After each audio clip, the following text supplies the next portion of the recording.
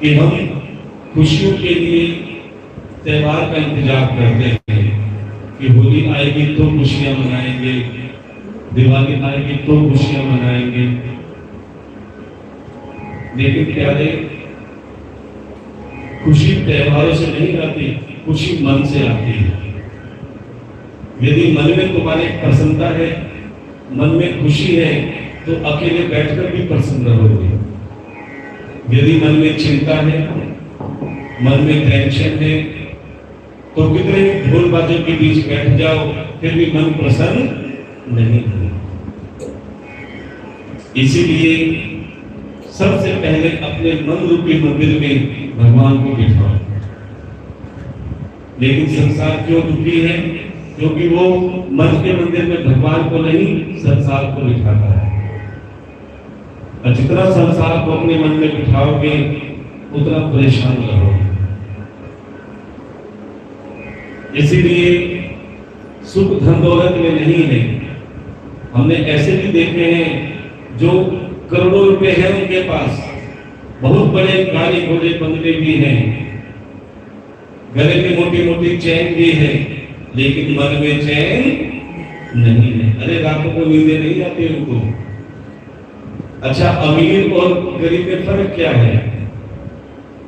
दोनों इंसान, जलने के बाद दोनों की राख एक होगी, लेकिन फिर भी देखो कितना अभिमान है कि अमीर सोने की चैन पाना चाहता है, चाहे कितना भी आ जाए, फिर भी ये भी आ जाए, वो भी आ जाए। जितना धन ज्यादा आता है उतना मन छोटा होता है और उतनी हाय हाय ज्यादा लगती है। कड़वी बात है लेकिन सत्य है। अमीर आदमी सोने की चैन चाहता है और गरीब आदमी चैन से सोना चाहता है कि उसके मन में चैन मिल जाता है। जो प्यारे, वो चाहता है कि मेरा धन केवल मेरा गोविंद हो, और जो धन दौलत को भगवान मानता है, कहता है बहन बनाना भैया सबसे बड़ा रुपया। प्यारे, वो सारी जिंदगी धन धन करता है, और जब तक धन धन करता है, जब तक उसका निधन नहीं हो जाता। इसीलिए सबसे बड़ा धनवान कौन है? प्यारे, जिसके मन में संतोष है कि प्रभु अब मुझे कुछ नहीं चाहिए, तेरा दिया हुआ सब कुछ है। कहते हैं ना, प्रभु धन इतना दीजिए जामे कटु समाए, मैं भी भूखा ना रहूं, मेरे साथ न भूखा जाए। कि प्रभु इतना ही धन देना कि मेरा परिवार भी सुख से चले, घर में कोई साधु संत महात्मा ब्राह्मण बहन और बेटी आए, वो भी राजी राजी आए, और राजी राजी खुले मन से उनका मान सम्मान हो। कहते हैं जिस घर में साधु संत महात्मा ब्राह्मण बहन और बेटी खुशी खुशी आते हैं और खुशी खुशी जाते हैं, प्यारे, उससे धनवान परिवार कोई नहीं। लेकिन आज कलयुग में क्या हाल है? क्या कहते हैं? प्रभु धन इतना दीजिए क्या जामे बैंक भर जाए, प्रभु धन इतना दीजिए जामे बैंक भर जाए, ऐसो काम करके चलो कोई मेरे घर ना आए। सच बताएं, आजकल की जो मॉडर्न हुए आ रही है, दिखने में तो मॉडर्न है, लेकिन चार रिश्तेदार आ जाए तो हाथ पैर फूल जाते हैं उनके, इनकी आओ भगत कैसे हो, इनका सत्कार कैसे हो। आपको बताएं, हमारे बुजुर्ग बाबूजी बैठे हैं, हमारी कई माताएं बहनें बैठे हैं कि पहले 50-50, 60-60 जनों का अकेला परिवार होता था। कई चाचा, कई ताऊ, कई भाई भतीजे सब एक साथ रहा करते थे और एक ही जगह चूल्हा जलता था। सब प्रेम से बैठ के खाते थे, हंसते थे, बोलते थे, हर दुख में उसका हल निकालते थे और खुशियों में सब खुश होते थे। लेकिन जब से कलयुग में दो मुहावरे आए हैं, कौन से? हम दो हमारे दो, छोटा परिवार सुखी परिवार। ईमानदारी से बताओ, जितना परिवार छोटा हुआ है क्या सुखी हुआ है? जितना परिवार अलग हुआ है क्या सुखी हुआ है? आजकल सच बताएं, भाई भाई को देखकर खुश नहीं है। थोड़ा सा भाई तरक्की करता है तो दूसरा टांग खींचने में देर नहीं लगा। क्यों? क्योंकि धन सबके पास है, लेकिन आज मन नहीं है, मन से बहुत दूर है। कई कई दिन हो जाते हैं प्यारे अपने मन की बात भाइयों से करते हुए, आपस में मिले में कई दिन हो जाते हैं।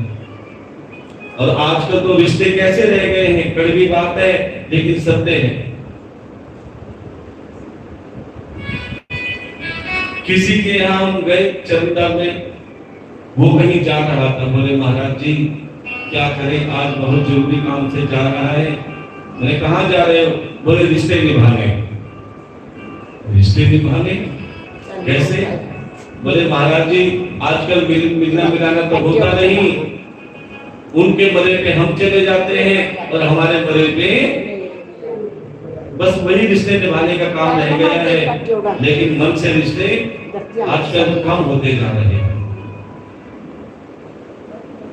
और एक जो सबसे बुरा कार्य सब कर रहे हैं, क्या कार्य कर रहे हैं कि हमारा एक बेटा होगा और एक ही बेटी होगी, 2 बच्चे हैं, खूब पढ़ा लिखा के अच्छी एजुकेशन देंगे, अच्छी नौकरी देंगे, लेकिन वो एक बात भूल गए कि एक बेटा होगा और एक बेटी होगी तो आगे जाके ना तो कोई चाचा दिखेगा, ना कोई ताऊ दिखेगा, ना कोई मौसी दिखेगी, ना कोई बुआ दिखेगी। क्यों? क्योंकि तुम्हें रिश्ते कम करते जा रहे हो। अरे प्यारे, जहां रिश्ते होते हैं ना वहां परमात्मा है। किसी का इकलौता बेटा हमने देखा है, सुना है, बहुत गर्व करते थे इकलौते बेटे पे, मेरा इकलौता बेटा है, खूब पढ़ाएंगे लिखाएंगे। लेकिन क्या हुआ? जन्मदिन था, मोटरसाइकिल दिलाई, वो भी कौन सी? Super bike. जानते हो ना सुपर बाइक 2, 3, 4, 5 लाख तक की आती है, उससे तो और भी महंगी आती है। जन्मदिन पे इकलौता बेटा जिद करके बैठ गया, क्योंकि जब इकलौता है तो ज्यादा लाड में पालते हैं। जिसके 4-5 होते हैं ना, उनकी सबकी खूब खातिरबाजी होती है। अब जो इकलौते उसको बाइक दिलाई, पहले वो अपने दोस्त के साथ में बाइक पर गया तो सही, लेकिन वापस क्योंकि एक्सीडेंट हो गया। अब सोचो, ये सारा धरा का धरा किसकी ने कमाया? ऐसे ही एक करोड़ी में करोड़ की प्रॉपर्टी बना रखी थी, प्रॉपर्टी का काम था, लेकिन प्यारे अचानक ना जाने उसके एक बेटी को क्या हुआ, ट्यूशन से आया और प्यारे पंखे पे फांसी पे लटक गया। करोड़ों की प्रॉपर्टी धरी की धरी रह गई। इसलिए कहते हैं प्यारे कि आपके जितने भी बच्चे हैं अच्छे हैं, लेकिन एक बच्चा एक रिश्ता मेरे ठाकुर से भी जोड़ो। जीवन भर संसार की परिवार की सेवा करते आए, ये 7 दिन मेरे गोविंद की सेवा करके देख देना, तुम्हारे घर परिवार पे बाल विवाह नहीं होने देगा। वो कहते तू मेरा बनकर तो दे, एक कदम मेरे लिए तो आगे बढ़, 4 कदम मैं तेरे साथ चलूंगा। तेरे जीवन में, तेरे परिवार में, तेरे संसार में खुशियां ही खुशियां भर दूंगा, लेकिन मन से तू मेरा बनकर दे। खुशियां अपने आप तुम्हारे घर परिवार में आएंगी जब तुम्हारे घर में ठाकुर जी का आगमन होगा। यदि आप ठाकुर जी को बुलाना चाहते हैं तो प्यारे राधे नाम का उच्चारण करना पड़ेगा, क्योंकि राधे का अर्थ होता है राह दे, जो मैं ठाकुर की राह दिखाए, जो मैं गोविंद की राह दिखाए। राधे राधे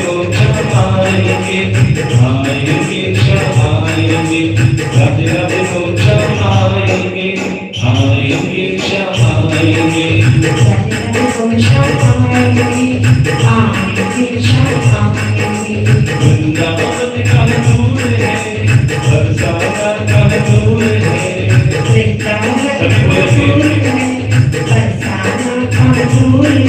सबकी नजर दूर है।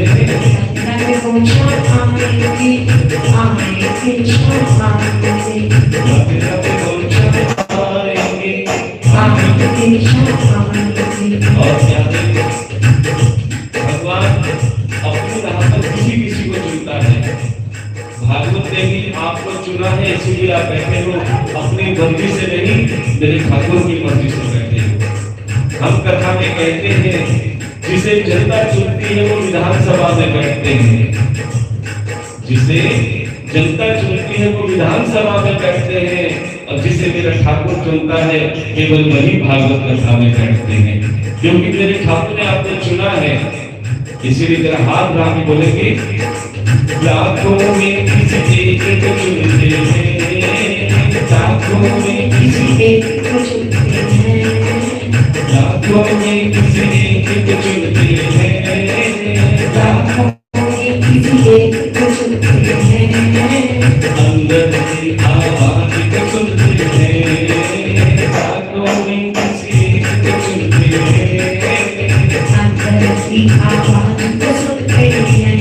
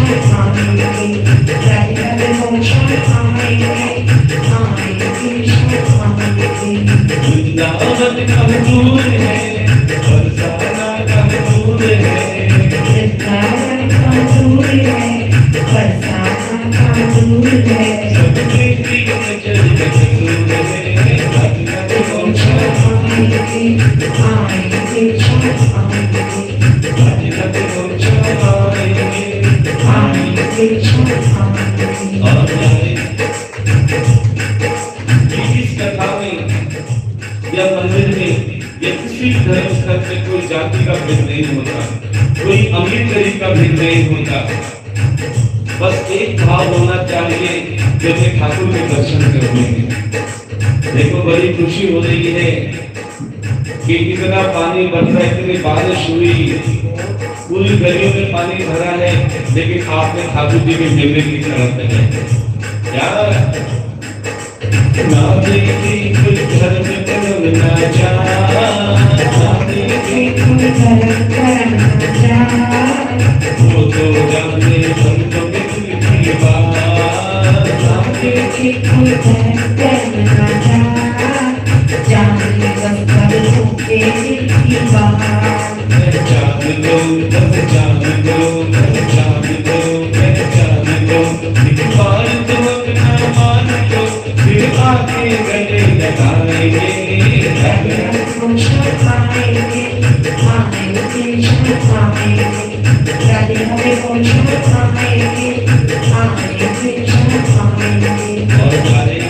भगवान कहाँ रहते हैं? जहाँ प्रेम के आंसू बहते हैं। एक आंसू होते हैं दुख के आंसू, जो संसार को दिखाते होते, और एक आंसू होते हैं प्रेम के, कि हमारे ठाकुर ने हमें चुना है कथा में बैठने के लिए, हमारे ठाकुर ने हमें चुना है सेवा करने के लिए। और प्यारे, यदि वो आंसू अगर आपके ठाकुर के लिए बहते हैं तो विश्वास मानो ठाकुर आपके अंग संग रहते हैं। क्या प्रेम के आंसू जिनके बहते हैं, प्रेम के आंसू जिनके बहते हैं, उनके तो हरि अंग संग रहते हैं। प्रेम के आंसू जिनके बहते हैं, उनके तो हरि अंग संग रहते हैं। बस याद कर, हर याद कर, बस याद कर, हर याद कर, ना यूं जीवन बर्बाद कर, बीते दिन लौट न आएंगे, आएंगे, आएंगे, आएंगे, आएंगे,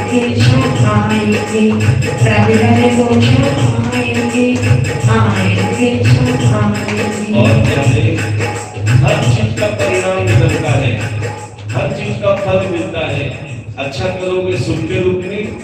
बुरा तवज्जो दुख के रूप में।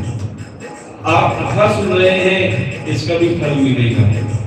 कथा में किसी भी रूप में सेवा कर रहे हैं, चाहे रोज के प्रसाद के रूप में, चाहे अखंड ज्योत में घी के रूप में, या कन्यादान के रूप में, या भंडारे के रूप में, जो भी आप सेवा करते हो, यानी इसका फल जरूर मिलता है। कहते सत्कर्म का यदि एक बीज भी बो दिया तो कई गुना फल मेरा ठाकुर आपको देगा। इसलिए कहते हैं कि आपको कथा में आने का फल, कथा श्रवण करने का फल और कथा में सेवा करने का फल क्या मिलेगा, मैं ध्यान से सुनना। निकलेगा तेरी भक्ति का परिणाम, निकलेगा तेरी भक्ति का परिणाम, निकलेगा तेरी भक्ति का परिणाम, निकलेगा तेरी भक्ति का परिणाम। क्या परिणाम निकलेगा? तेरे घर भी आएंगे घनश्याम, निकलेगा तेरी भक्ति का परिणाम, तेरे घर भी आएंगे घनश्याम। बस जान लो, पहचान लो, बस जान लो, पहचान लो, बस जान लो, पहचान लो, बस जान लो, पहचान लो। एक बार तो अपना मान लो, फिर आके दर्श दिखाएंगे, आएंगे आएंगे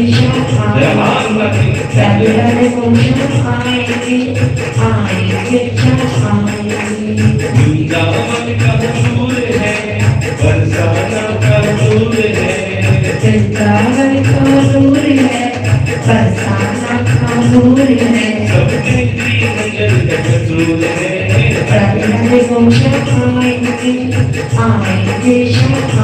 नबी इंसान के अंदर हर चीज आ जाए अच्छी बात है, लेकिन अभिमान नहीं आना चाहिए। यदि अभिमान आ जाता है तो प्यारे चाहे कितना ही धन दौलत पास में हो, कितने ही सुख साधन हो, फिर वो किसी काम के नहीं। अभिमान में 3 जने बिल्कुल चले गए, कौन? धन, वैभव और वंश। ना मानो तो देख लो रावण, कौरव और कंस, ये तीनों अभिमान में गए हैं। इनमें किसी चीज की कमी नहीं थी, लेकिन अभिमान था। इसलिए आप प्रभु से कहना कि हे गोविंद, हमें सब कुछ देना, लेकिन अभिमान। एक अभिमान आया इंद्र को,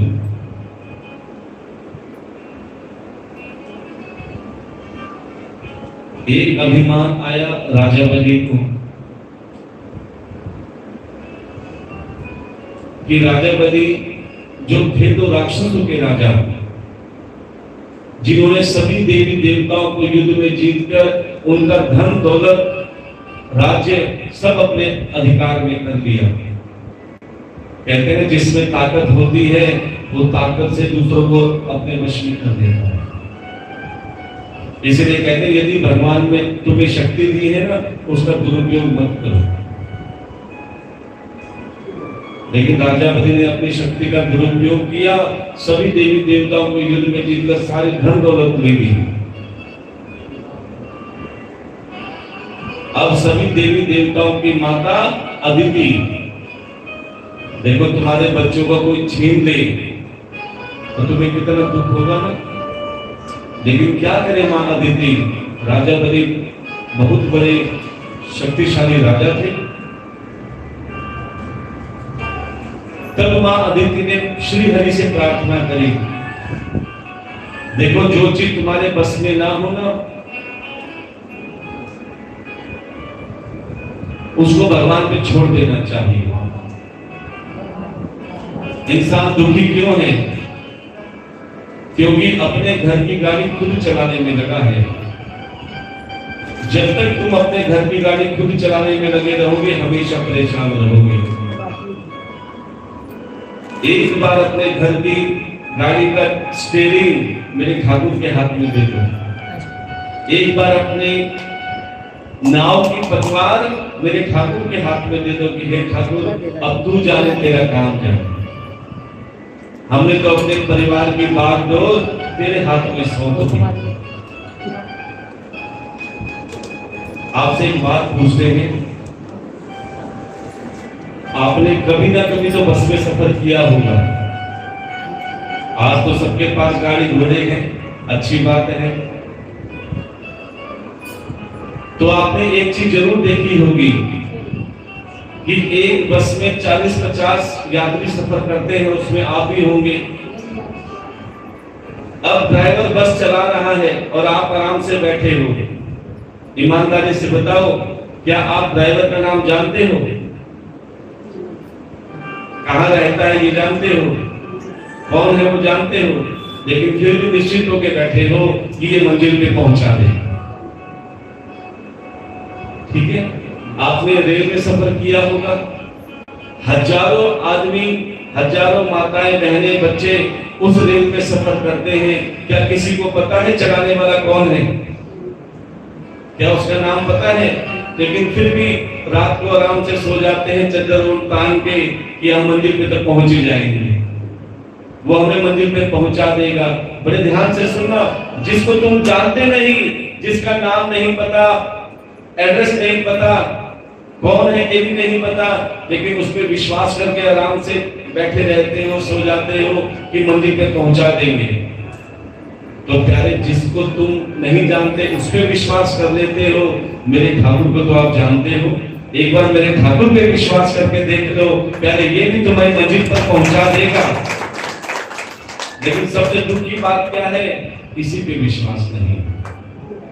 कड़वी बात है लेकिन सत्य है। इसीलिए कहते हैं प्यारे, जब तुझसे ना सुलझे तेरे उलझे हुए धंधे, जब तुझसे ना सुलझे तेरे उलझे हुए धंधे, एक बार मेरे ठाकुर पर छोड़कर देख बंदे, ये तेरी हर मुश्किल आसान कर देगा। जो तू ना कर सका वो भगवान कर देगा। एक बार विश्वास कर कर तो देखो, एक बार इसे अपना बनाकर तो देखो। अरे संसार की खूब सेवा करी, लेकिन एक बार मेरे ठाकुर के कार्य में सेवा कर कर देख लेना। मेरा ठाकुर देखता है, इसको किसी चीज की जरूरत नहीं है। अरे तुम इसे क्या दोगे जिसने तुम्हें सब कुछ दिया हुआ है? लेकिन फिर भी एक माता पिता, ध्यान देना, पिता के पास सब कुछ है, बच्चों को पाला पोसा बड़ा किया, कोई कमी नहीं है पिताजी के पास। जितने बच्चे मांगते हैं उतने पिताजी पहले दे देते हैं। लेकिन वही बच्चे अपनी पॉकेट मनी से पिताजी को एक घड़ी लाकर दें तो पिताजी को कितनी खुशी मिलती है। कोई तोहफा लाकर दे, पिताजी को बड़ी खुशी मिलती है कि ये मेरे दिए हुए से मुझे दे रहा है, इसे और देना चाहिए। देखो कई बच्चे ऐसे हैं जो माता पिता देते हैं ना, उन्हें जोड़ के रखते हैं। अब जब घर में कोई काम पड़ता है ना, तो वही बच्चे क्या कहते हैं, दो पिताजी 20,000 रुपए हमारे भी रख लो, काम में आ जाएंगे। उस समय माता पिता कितने खुश होते हैं कि मेरे दिए हुए का हमें ही वापस कर रहे हैं, अरे इनको तो और देना चाहिए। मन करता है ना कि दिया तो हमने ही है, लेकिन हम थोड़ा थोड़ा जोड़कर हमारे काम में जब बच्चे वापस करते हैं तो हमारा मन करता है इन्हें और देना चाहिए। और आपने एक चीज और देखी होगी कि कोई माता पिता अपने बच्चों को खर्चा दे और वो बच्चे उस खर्चे से जुआ खेले, शराब पिए या गलत काम करें, और वक्त पड़ने पर माता पिता को आंख दिखाएं, तो फिर क्या माता पिता का मन करेगा उसे देने का?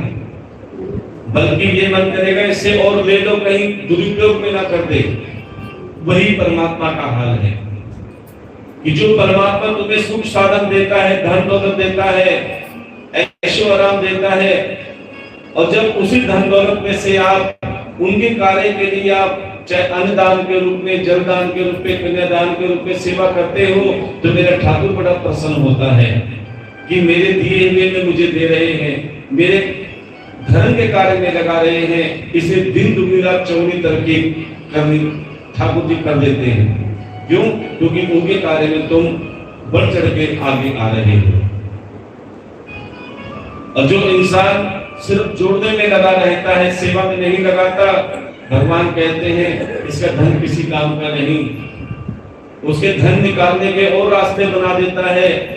जिसका धन सेवा में नहीं लगता उसका धन बीमारी में लगना चालू हो जाता है, उसका धन कोर्ट कचहरी में लगना चालू हो जाता है, उसका धन बच्चे बर्बाद करना चालू कर देते हैं, भटक जाते हैं। कोई जुआ खेलता है, कोई शराब पीता, कोई गलत काम करता।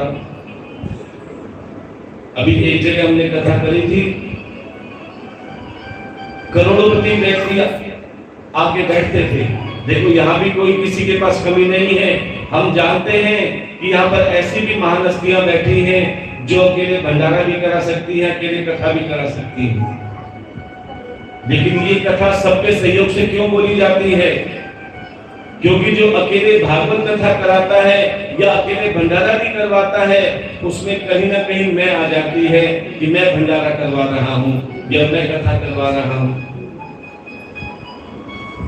लेकिन ये जो कथा है ना प्यारे, ये मैं को हटाने के लिए है कि जहां मैं है वहां हरि नहीं, और प्यारे जहां हरि है फिर वहां मैं नहीं।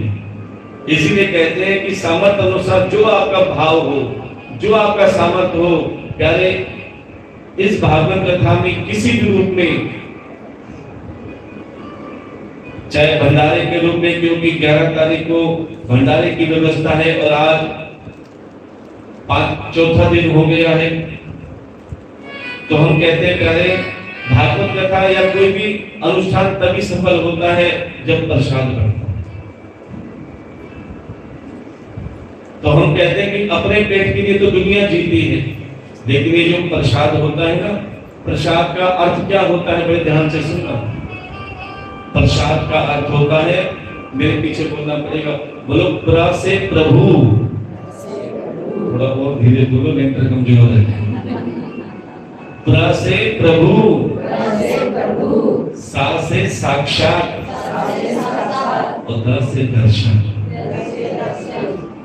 कि जब आप प्रसाद की सेवा करते हैं ना, तो समझ लेना प्रभु के साक्षात दर्शन की आप सेवा कर रहे हैं। कि किसी न किसी रूप में एक दिन में ना सही, एक न दिन प्रभु के दर्शन जरूर होंगे। क्यों? क्योंकि आप अपने भाग्य का दूसरों को अर्पण कर रहे हैं। जो अन्नदान में भंडारा बनता है, बताया था मैंने परसों भी कि जितने लोग खाते हैं उनके भाग्य का तुम्हें मिलना चालू हो जाता है। कि प्यारे एक किसान जो खेत में बहुत मेहनत किया करता था, अभी आप देख रहे हो धान की फसल हर जगह बोई जाती है, और एक समय आता है जब गेहूं की फसल भी होती है और खूब समय पर लहराती है। लेकिन किसान एक ऐसा है जो हर समय डरा रहता है, पूरी मेहनत करता है, सब कुछ करता है, और उसकी निगाह कहाँ रहती है? क्योंकि भगवान परीक्षा की खूब लेता है, ध्यान देते हैं।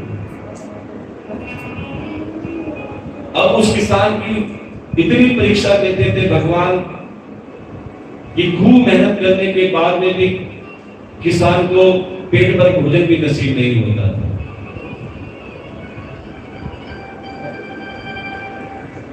फिर भी वो मेहनत में लगा रहता था। कभी तो ठाकुर सुनेंगे, कहते हैं जो तुम्हें दुख आता है ना, ये मत सोचना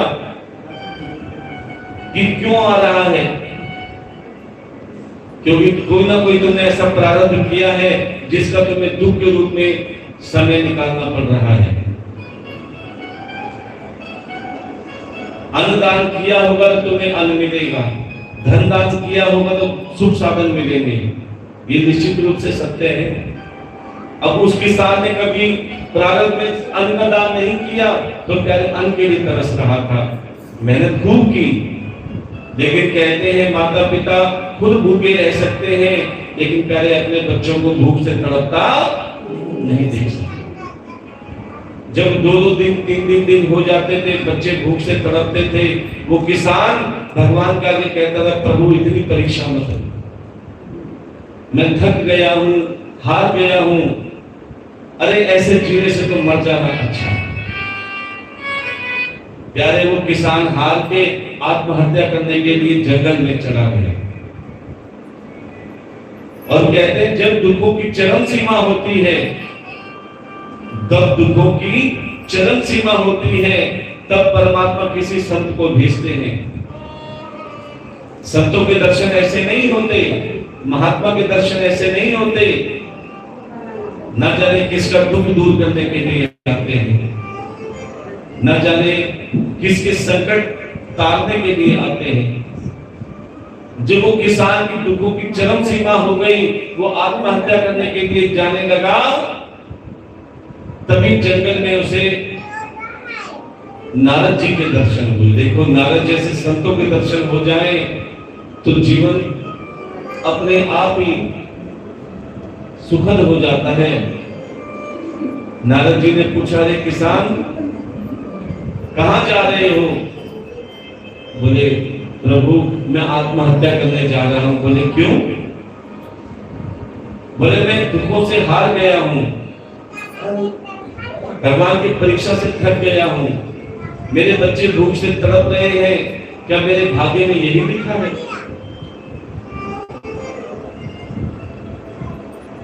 नारद जी, मैंने सुना है संतों की भगवान सबसे पहले मानते हैं, क्योंकि संत महात्मा हमेशा प्रभु का गुणगान करते हैं, प्रभु का नाम जप करते हैं। तो मैं आपसे पूछना चाहता हूं कि बताओ, मेरे भाग्य में क्या ऐसे ही दुख लिखे हैं? मेरे बच्चे ऐसे भूख से तड़पते रहेंगे? बताओ तो सही, मेरे भाग्य में क्या है? जब नारद जी से निवेदन करने लगे, प्रार्थना करने लगे, तो नारद जी ने उस किसान का भाग्य देखा। बड़े ध्यान से सुनना। उस किसान का भाग्य देखा। अरे किसान, तेरे भाग्य में, तेरे जीवन में केवल 5 बोरी गेहूं है। कितने हैं? पूरे जीवन में केवल 5 बोरी। और तुझे थोड़ा थोड़ा इसलिए मिलता है कि तेरा जीवन कट जाए। किसान कहने लगा, महाराज ये थोड़े थोड़े से तो अच्छा है ना मिले, मैं आत्महत्या कर लूंगा। मैं ये देख नहीं सकता बच्चों को भूख से तड़पता हुआ। एक काम करो, नारद जी से कहा कि प्रभु से प्रार्थना करो कि मेरे जीवन में जो भी है मुझे अभी के अभी दे दो। क्या था किसान के जीवन में? 5 बोरी गेहूं कि मुझे अभी दिला दो, मैं उससे अपना जीवन यापन कर लूंगा, ऐसे तड़पता हुआ बच्चों को नहीं देख सकता। तब नारद जी ने सोचा, यदि मैंने इसकी बात नहीं मानी तो ये आत्महत्या कर लेगा और इसकी हत्या का पाप मेरे सर लगेगा। तो नारद जी ने प्रभु से प्रार्थना करी, हे गोविंद, मेरी तपस्या का कुछ फल इस किसान को दे दो और इसके भाग्य में जितने भी गेहूं हैं अभी के भी दे दो। प्यारे संतों की बात भगवान ने स्वीकार करी और उस किसान के सामने पूरी जीवन भर की कमाई कितनी? 5 बोरी गेहूं उसके सामने आ गए। अब किसान बड़ा खुश हुआ कि मेरे पूरे जीवन की 5 बोरी कमाई मेरे आगे आ गई। अब किसान ने सोचा कि मैं इस 5 बोरी का क्या करूं?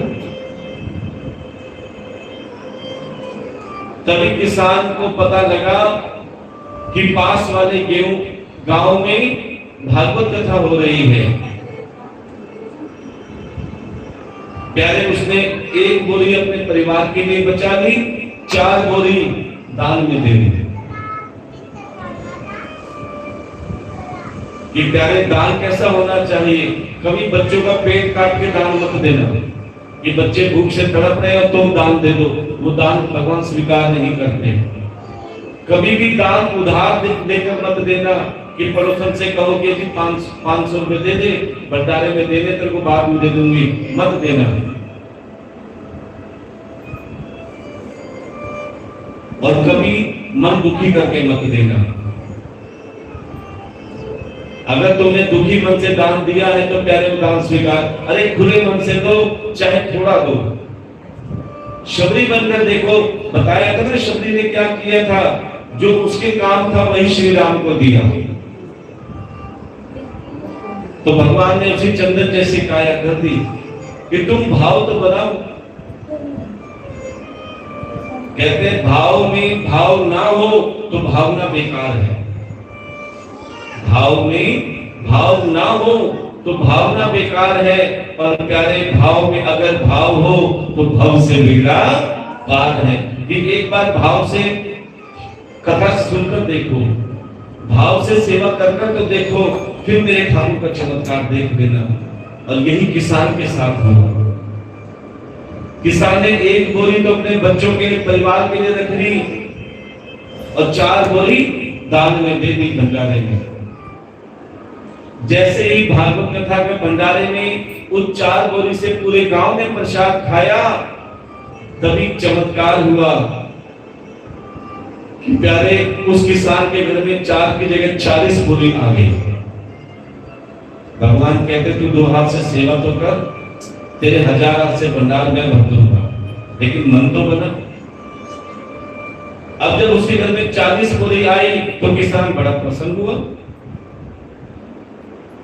अब फिर उसे पता चला कि कहीं और भी कथा हो रही है, कई गरीब कन्याओं की शादी हो रही है। प्यारे उसके विवाह में जो अन्न बनता है, प्रसाद बनता है, कुछ उधर दान दे दिया, कुछ भंडारे में दान दे दिया। 20 बोरी रख दी और 20 दान में दे दी। अब प्यारे जैसे गरीब कन्याओं के बारात में लोगों ने खाया, कुछ भंडारे में खाया, तभी चमत्कार हुआ कि जो 20 बोरी दी थी, प्यारे 200 बोरी अपने आप घर में आ गई। अब तो किसान के भारे न्यारे हो गए, जितना दान देता उसे कई गुना उसके भंडार भरते जाते। अब तो वो किसान नामी सेठ बन गया, जगह जगह उसका नाम होने लगा। कहीं भी भंडारा होता, अरे उस किसान के पास जाओ, वो कभी मना नहीं करता, वो सेवा के लिए हमेशा आगे रहता है और जितनी सेवा करता है उसके और भंडार भरते हैं। अब तो प्यारे वो किसान पूरे गोदाम के गोदाम गेहूं की बोरियों से भरे गए, बड़ा आलीशान मकान बन गया, घर के आगे गाड़ी खड़ी हो गई, क्योंकि प्रभु की कृपा हो गई, क्योंकि सेवा में आगे रहना। अब एक दिन नारद जी का मन हुआ कि उस गरीब किसान के पास होके आऊं जिसको जीवन में 5 बोरी मिली थी। जैसे ही नारद जी उस किसान के पास गए तो क्या देखा, जो छोटी सी टूटी फूटी झोपड़ी थी आज आलीशान महल में परिवर्तित हो गई, घर के आगे गाड़ी खड़ी हो गई। नारद जी हैरान कि इसके पास इतना कैसे आ गया। चलो किसान से मिलते हैं। जैसे ही नारद जी उसके महल के पास गए तो क्या देखा, वो किसान घर से बाहर अपनी गाड़ी में बैठने के लिए जा रहा था। तभी किसान ने नारद जी को देख लिया, तुरंत हाथ जोड़कर नारद जी के चरण पकड़ लिए कि हे प्रभु, ये आपकी ही कृपा है। तभी नारद जी ने उस किसान से पूछा, अरे किसान क्या हाल है? परसों बताया था ना, जब तुम्हारे घर में सुख साधन हो, तुम्हारे घर में प्रेम का वातावरण हो, साधु संत का आना जाना हो, बहन बेटी का आना जाना हो, और तुम्हारे हाथों से सेवा निकलती हो, कोई तुमसे पूछे क्या हाल है, तो गर्व से कहा करो हरि की कृपा है। क्या हाल है? क्या हाल है? क्या हाल है? हरि की कृपा है। अब नारद जी ने जब पूछा उस किसान से क्या हाल है, तो प्यारे किसान ने कहा प्रभु, हरि की कृपा नहीं, हरि की विशेष कृपा है। हरि की बहुत कृपा हो गई मेरे ऊपर, घर में किसी चीज की कमी नहीं है, ये सब आपके दर्शन का नतीजा है। कहते हैं संत दर्शन का बहुत बड़ा महत्व होता है, यदि मानो तो, क्योंकि संतों की कृपा के बिना भगवान के दर्शन नहीं होते और भगवान की कृपा के बिना संतों के दर्शन नहीं होते, क्योंकि वो सत्संग के द्वारा, कथा के द्वारा तुम्हें परमात्मा के दर्शन कराते हैं। तभी तो शास्त्र कहते हैं गुरु गुरु गोविंद दोनों खड़े खाके लागू पाँव। गुरु गोविंद दोनों खाके लागू पाँव। बलिहारी गुरु आपको जो गोविंद दियो मिलाए कबीरा, गोविंद दियो मिलाए। अब तो प्यारे किसान नारद जी से एक बात पूछने लगा, बड़े ध्यान से सुनना कि नारद जी एक प्रश्न पूछना चाहता हूं। बोले पूछिए। बोले आपने तो कहा था कि मेरे जीवन में केवल 5 बोरी गेहूं थी, लेकिन ये मेरे भंडार कैसे भर गए? इसका उत्तर दे दो। तब नारद जी ने कहा, अरे किसान, मैं कभी झूठ नहीं कहता। तेरे जीवन में केवल 5 ही बोरी गेहूं थी। कितनी? तेरे जीवन में केवल 5 बोरी ही गेहूं थी। यदि तुम अकेला खा लेता तो एक गेहूं का दाना भी तुझे दोबारा नहीं मिलता। तू अपने भाग्य का अकेला खा लेता तो एक गेहूं का दाना भी नहीं मिलता, लेकिन तूने क्या किया? अपने भाग्य का दूसरों को खिलाना चाहता। अर्थात 5 बोरी में 1 बोरी अपने घर के लिए रखी और 4 बोरी दूसरों को अन्नदान में दे दी। यानी अपने भाग्य का दूसरों को खिलाया। तो चमत्कार ये हुआ कि जिसने तेरा अन्न खाया था उसके भाग्य का तुझे मिलना चालू हो गया।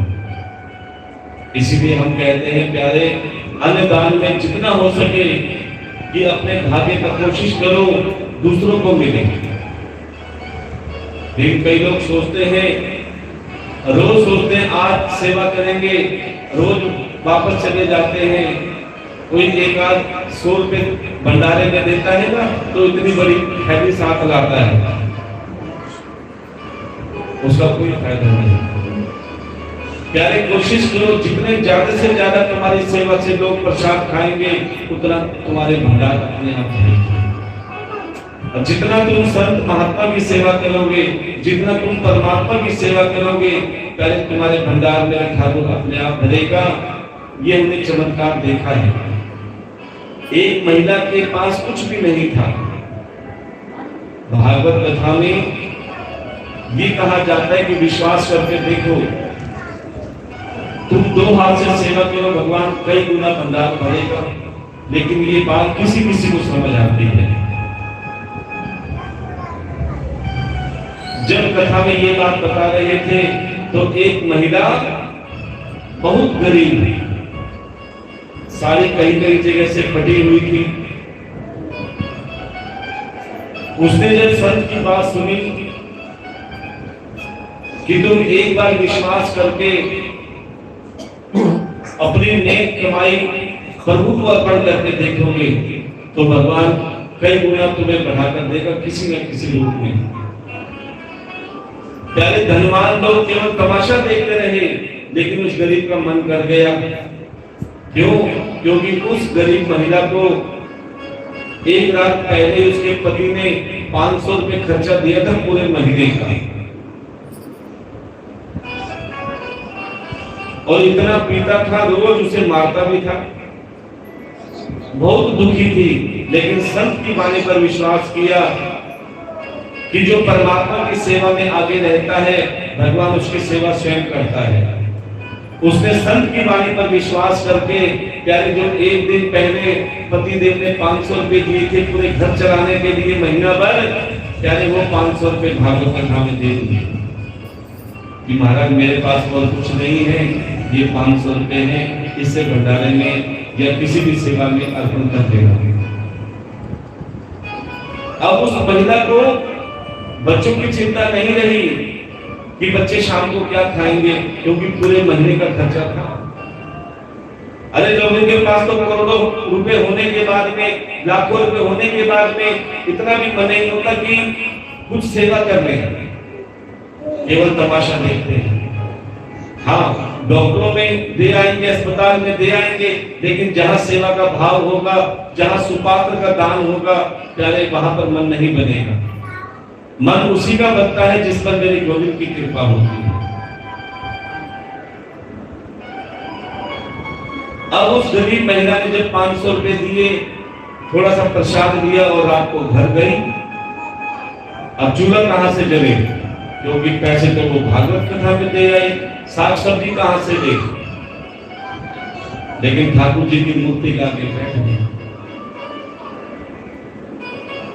और कहते हैं जब इंसान हार जाता है ना, तो मेरा ठाकुर कहते हैं परीक्षा तो लेगा लेकिन किसी को हारने नहीं देगा।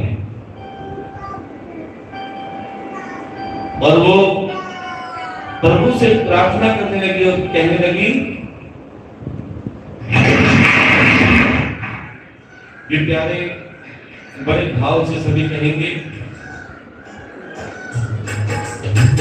मीठी मीठी तालियों के साथ, आजा तू बाबा पर तुझ पे भरोसा है, आजा तू बाबा पर तुझ पे भरोसा है, जीतूंगा एक दिन मेरे लिए बैठा है, आजा तू बाबा पर तुझ पे भरोसा है, जीतूंगा एक दिन मेरे लिए।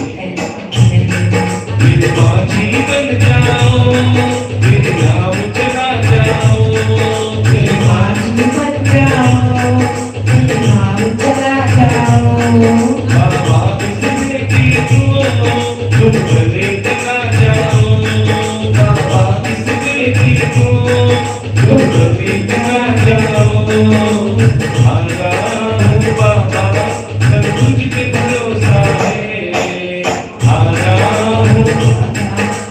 तुझ पे भरोसा है, जीतूंगा एक दिन मेरा दिल ये कहता है, जीतूंगा एक दिन मेरा दिल ये कहता है।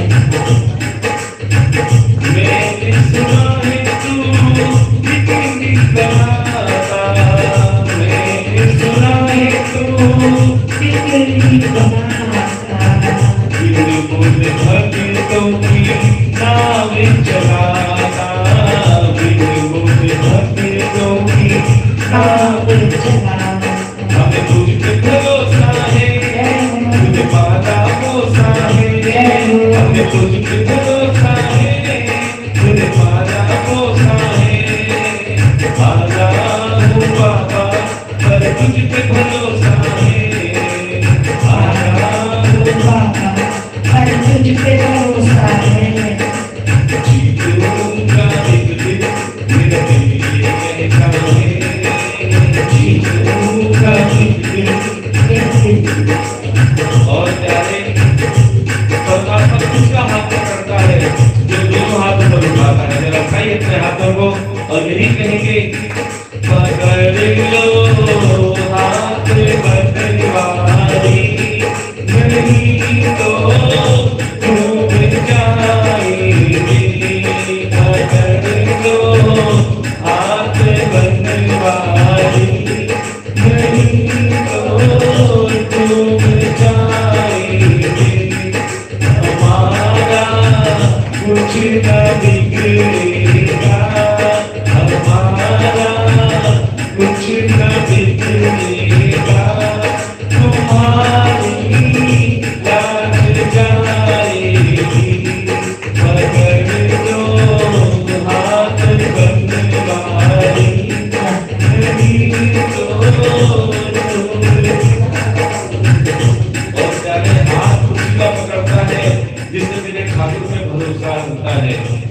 जो संसार से उम्मीद रखता है वो हमेशा परेशान रहता है। जिस किस को मेरे ठाकुर पर भरोसा है, जरा हाथ उठाएंगे और यही कहेंगे, तेरे बिना शामिल हमारा नहीं कोई, तेरे बिना शामिल हमारा नहीं कोई, हमारा नहीं कोई, सहारा नहीं कोई, सहारा नहीं कोई है, तेरे बिना शामिल हमारा नहीं कोई।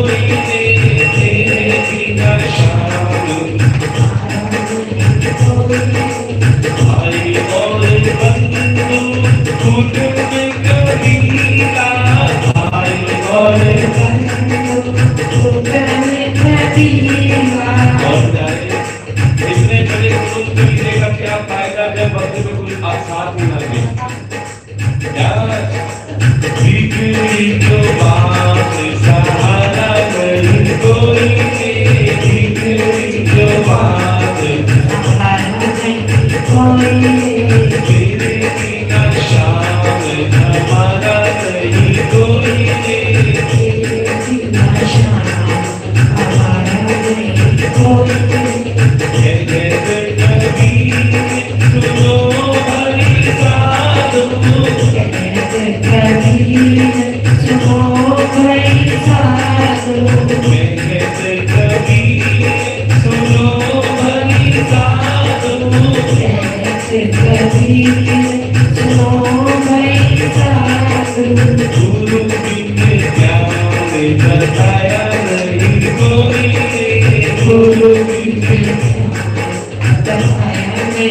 कोई, तेरे बिना शाम हमारा नहीं कोई, तेरे बिना शाम हमारा नहीं कोई। प्रेम से बोलना पड़ेगा, जोर से बोलना पड़ेगा। अब प्यारे वो मूर्ति का आगे प्रार्थना करने लगी कि प्रभु मैंने सब कुछ जो मेरे महीने का खर्चा था वो कथा में दे दिया, अब तू जान तेरा काम जान। इतने में क्या हुआ बड़े ध्यान से सुनना। 1100 रुपए उसका पति आया, शराब अभी पी रखी थी, लेकिन वो भूल गया कि मैंने कल 500 रुपए दे रखे। तनख्वाह मिली उसे एहसास हो गया कि मैं घर की लक्ष्मी की कदर नहीं कर रहा, इसीलिए बरकत नहीं है। मैं उसको तो देता नहीं घर की लक्ष्मी को, और सारा तनख्वाह शराब में जुए में उड़ा देता हूँ। देखो कहते हैं आप कथा सुनते हो, आप सेवा करते हो, उसका फल आपके परिवार पे भी पड़ता है। कहां तो उसने कथा सुनी, सेवा करी, उसका सीधा फल उसके पति पे पड़ा। उसका दिमाग घूम गया कि मैं सारा धन व्यर्थ में खराब करता हूँ। उसी रात को जब आया, बोले अरे भगवान सारी जिंदगी हो गई मैंने तुझे कष्ट दिया, सारी की सारी तनख्वाह उसके हाथ में दे दी कि आज से तू ही घर की लक्ष्मी है और तू ही घर का पालन पोषण कर। प्यारे उसको चमत्कार दिख गया कि आज मैंने संतों के मुख से कथा सुनी, आज मैंने ठाकुर के लिए सेवा करी निष्काम भाव से। देखो इंसान क्या सोचता है कि मैं धन दूंगा तो मेरा धन खत्म हो जाएगा, मैं सेवा करूंगा तो मेरा कम पड़ जाएगा, लेकिन उसे ये नहीं पता कि प्यारे कहीं ना कहीं सेवा का ही फल है जो तुम आज तुम्हारे पास सुख साधन है। ना जाने कौन से सत्कर्म किए थे जो आज तुम्हें कथा सुनने का सौभाग्य मिल रहा है, ना जाने तुम्हें कौन से पुण्य आगे आ रहे हैं जो ठाकुर जी ने तुम्हें चुना है। तब प्यारे वो भागवत कथा में फिर गई, बोले महाराज अब तो मैंने केवल सुना था, लेकिन आज मेरे साथ जो चमत्कार हुआ है प्यारे मैं चाहती हूँ कि जो भी तुम पर विश्वास करे, प्यारे मेरे ठाकुर जैसे मेरी बिगड़ी बनाई है प्यारे वो सबकी बिगड़ी बनाए, सबके उद्धार करे, सबके संकट दूर करे। अब प्यारे जब नारद जी ने उस किसान से कहा अब बताओ किसान तुम्हारा क्या हाल है। अब किसान अपनी आप बीती बता रहा है कि प्रभु जब तक संतों के दर्शन नहीं हुए थे तब तक मैं बहुत दुखी था, जब तक परमात्मा रूपी संत मेरे कृपा नहीं की तब तक मैं बहुत दुखी था, लेकिन जैसे ही संत कृपा हुई मेरे भाग जागृत हो। देखो किसी का तो मन हुआ होगा ठाकुर जी के दर्शन करने का, ठाकुर जी से मिलने का। कोई बड़ी बड़ी कथाओं में नहीं जा सकते। अभी प्रदीप मिश्रा जी की कथा हुई थी जयपुर स्मारक में, लाखों भक्त कथा सुनने गए थे, लेकिन फिर भी कई भक्त घर में रह गए थे। उन्हें ले जाने वाला ना हो, कोई ले जाने वाला हो तो ले जाने का समय ना हो, कोई अपने शरीर से परेशान, कोई अपनी बीमारी से परेशान। वो क्या कहते हैं कि हे प्रभु हम मजबूर हैं, हम इतनी दूर तुम्हारी कथाओं में नहीं आ सकते, लेकिन हमने सुना है कि हम मजबूर हो सकते हैं, लेकिन तुम तो मजबूर नहीं हो सकते। कि हम तुम्हारी इतनी बड़ी कथाओं में नहीं आ सकते तो क्या हुआ, हे प्रभु तुम हमारे ताजपुर गांव की चौपाल में हमें कथा सुना दो। तो प्यारे मेरे ठाकुर ने तुम्हारे मन की बात सुनकर प्यारे तुम्हारे पछाड़ा पाने की चौपाल में आपको कथा के रूप में दर्शन देने के लिए आए हैं, और वो भी अतिथि बनकर। बताया था ना अतिथि और मेहमान में अंतर। मेहमान जब भी आते हैं बता के आते हैं, जैसे आपके बटेऊ साहब, जमाई राजा। लेकिन अतिथि कौन होते हैं? अतिथि जिसकी आने की कोई तिथि ना हो। और वो कौन होते हैं? संत, महात्मा और परमात्मा। और शास्त्रों ने कहा है अतिथि देवो भव। कहते हैं मेहमान की सेवा तो हर कोई करता है, लेकिन जो अतिथि की सेवा करते हैं समझ लेना परमात्मा की सेवा हो जाती है। यहाँ तो साक्षात ठाकुर जी आए हैं अतिथि बनकर। आप सभी ने बड़े भाव से भगवान के इस कार्य को संपन्न बनाना है। अब प्यारे मां अदिति भगवान से प्रार्थना करने लगी कि हे प्रभु आप किसी भी रूप में आओ और मेरे पुत्रों का राजपाट वापस दिलाओ।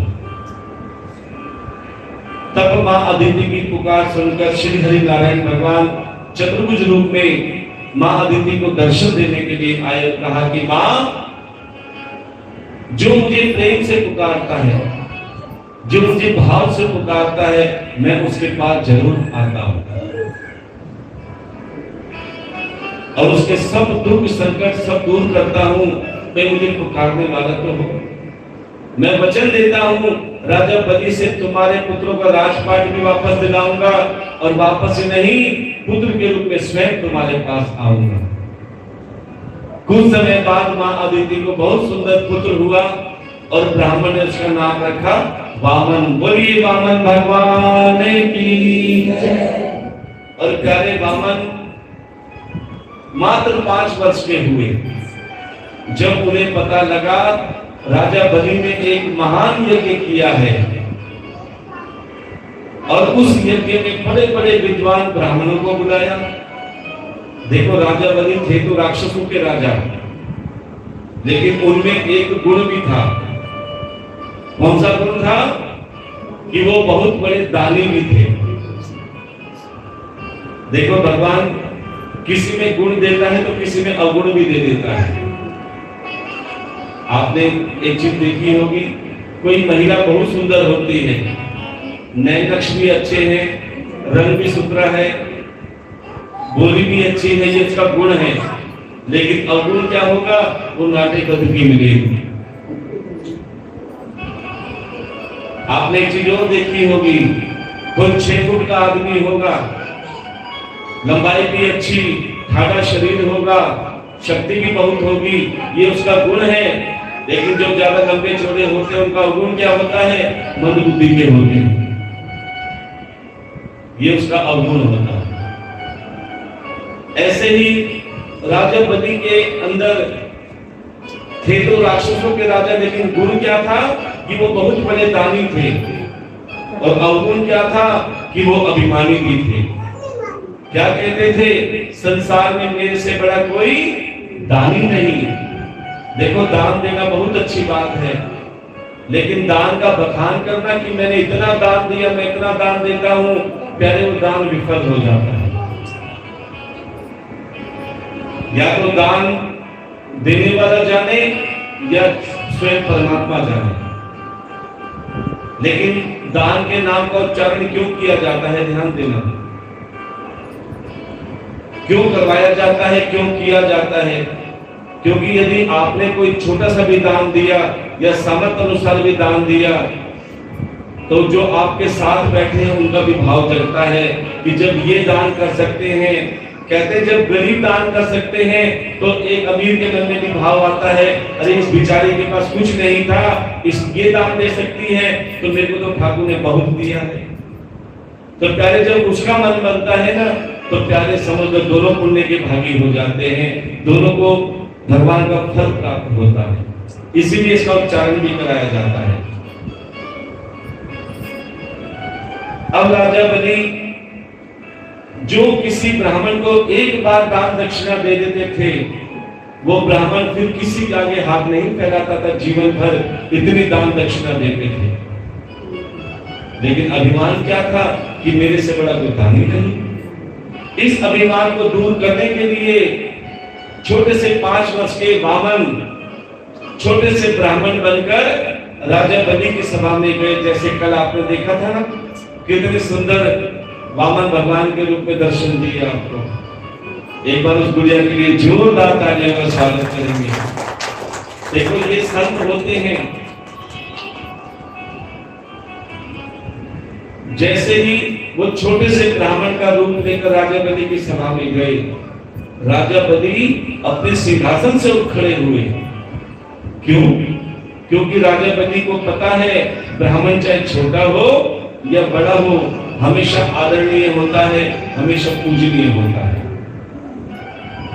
अच्छा, एक बात आपसे पूछते हैं कि वामन छोटे से ब्राह्मण का रूप लेकर ही क्यों गए? वो बड़े ब्राह्मण बनके भी तो जा सकते थे। क्या आवश्यकता थी उनको छोटे से ब्राह्मण बनके जाने की? तो प्यारे, वो आप सबको शिक्षा दे रहे हैं क्या कि जब तुम किसी के पास मांगने के लिए जाते हो तो प्यारे छोटे बन जाते हो। गलत तो नहीं था? जब किसी के पास मांगने जाते हो तुम छोटे बन जाते हो, और जिसके पास मांगने जाते हो चाहे उसके पास देने के लिए कुछ भी ना हो, वो अपने आप को बड़ा मान लेता है कि देखो ये मेरे पास मांगने आए हैं, वो बड़ा बन जाता है अपने आप। इसीलिए संत महात्मा कहते हैं जब भी तुम्हें किसी चीज की आवश्यकता हो, संसार से भूल के मत मांगना। अगर मांगना हो तो मेरे गोविंद के आगे झोली पसार देना।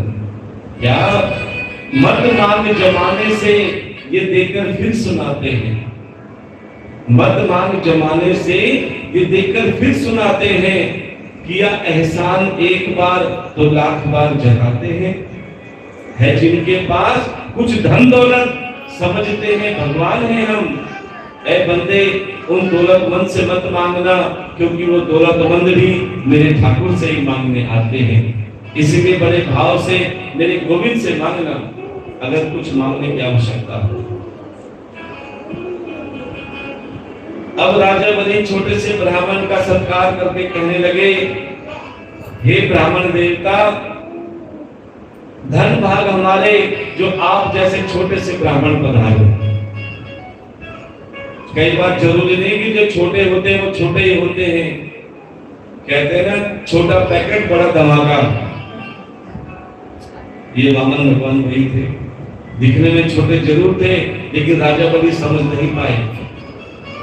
कहने लगे, हे ब्राह्मण देवता, जितनी तुम्हारी सोच है, जो तुम्हारी इच्छा हो मांग लो। मेरे पास ऐसी कोई वस्तु नहीं जो मैं नहीं दे सकता। देखो, ये राजा बलि नहीं, उसका विमान बोल रहा था। अब छोटे से ब्राह्मण मुस्कुराने लगे, बोले, राजा बलि तुम सही कह रहे हो, तुम्हारे पास ऐसी कोई वस्तु नहीं जो तुम नहीं दे सकते, तुम सब कुछ दे सकते हो, लेकिन मेरी ज्यादा इच्छा भी नहीं है। देखो, इंसान दुखी क्यों है? क्योंकि उनकी इच्छाएं बहुत हैं। 8 इच्छाएं पूरी हो जाए, 2 रह जाए, इंसान फिर दुखी हो जाता है।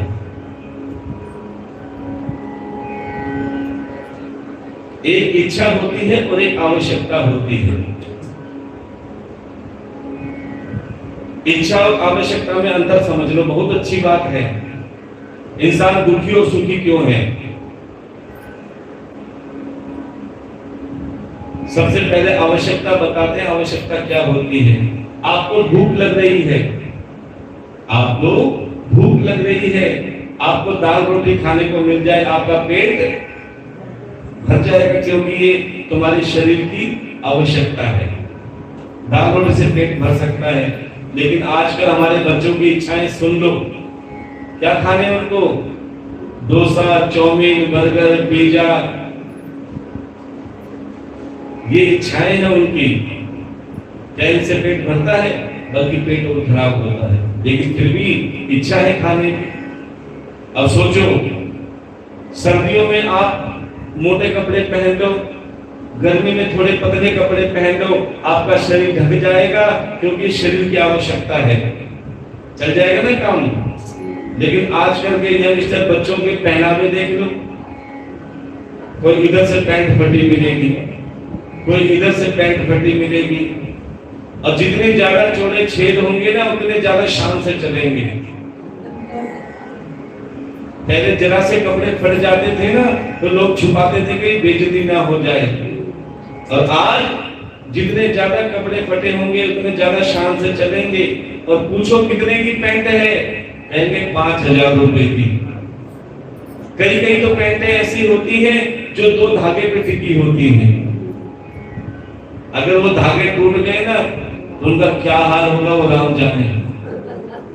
कोई घर में उसको पोछा भी ना बनाए, लेकिन इच्छाएं हैं। अच्छा, कुछ इच्छाएं तो आप सबकी भी होती है, बता दे? चलो छोड़ो, बताए कि नहीं बताए? अच्छा, मुर्थल का नाम किस किस ने सुन रखा है? मुर्थल के पराठे किस किस ने सुन रखे हैं? बोले खा भी रखे हैं। देखो, घर में क्या पराठे नहीं बनते, लेकिन इच्छा है। जितने के पराठे नहीं, उतने का पेट्रोल फूक जाता है। और तो और, अच्छा, हमारी माताएं बहनें भी इच्छा से कम नहीं है। बता दे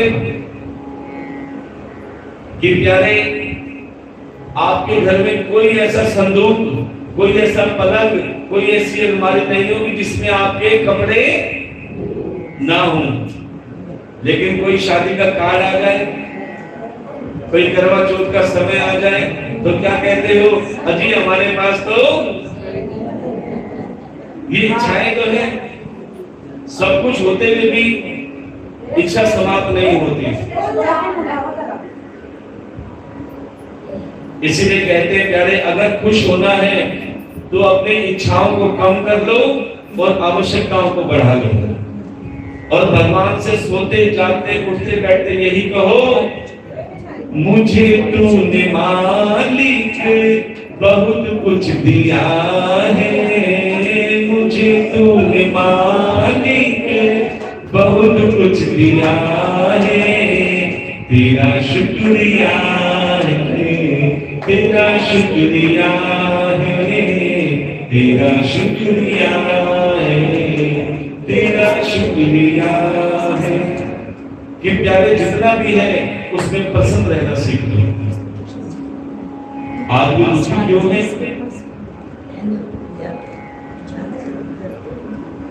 आज आदमी दुखी क्यों है? क्योंकि जो उसके पास है उसमें खुश नहीं है। जो उसके पास है उसमें खुश नहीं है, और जो नहीं है उसको पाने के चक्कर में दुखी है। ये सारी जिंदगी सुख पाने के चक्कर में दुखी रहता है। सारी जिंदगी की हम सुखी कैसे हो, इस चक्कर में दुखी रहता है। प्यारे, जिस समय तुम परमात्मा का नाम लेना चालू कर दो, सत्संग कीर्तन सेवा में लग जाओ, और जिस समय तुम्हारे हाथ से सेवा निकलनी चालू हो जाए, समझ लें तुम्हारे मन में शांति अपने आप आनी चालू हो जाएगी कि आज हाँ, हमने कुछ अच्छा कार्य किया है। परसों हमने 2 आनंद बताए थे आपको। एक आनंद आता है दूसरों का छीन के खाने में, और एक आनंद होता है अपने मुंह का दूसरों को खिलाने में। तो कौन सा आनंद ज्यादा बढ़िया है? दूसरों का छीन कर खाने में। अपने मुंह का दूसरों को खिलाने में। यदि आपके अंदर वो सेवा का भाव है कि हाँ, हम कुछ ऐसा करें प्यारे जो दूसरों को प्रसन्नता हो, दूसरों का पेट भरे, दूसरों का भला हो, तो समझ लेना भगवान ने तुम्हें अच्छी कार्य के लिए भेजा है। देखो, संसार में 3 तरह की योनियां होती हैं। एक राक्षस योनि, एक मनुष्य योनि और तीसरी देवता योनि, और तीनों तरह की योनियां यहाँ बैठी हैं, राक्षस योनि भी, मनुष्य योनि भी और देवता योनि भी। मैं किसी पे उंगली नहीं करूंगा, अपने आप समझ जाना कि हम कौन सी योनि वाले हैं। सबसे पहला राक्षस योनि, जो बहुत मात्रा में पाई जाती है। और राक्षस योनि वाले भाव कैसे होते हैं? कौन से भाव के जीव होते हैं राक्षस योनि वाले?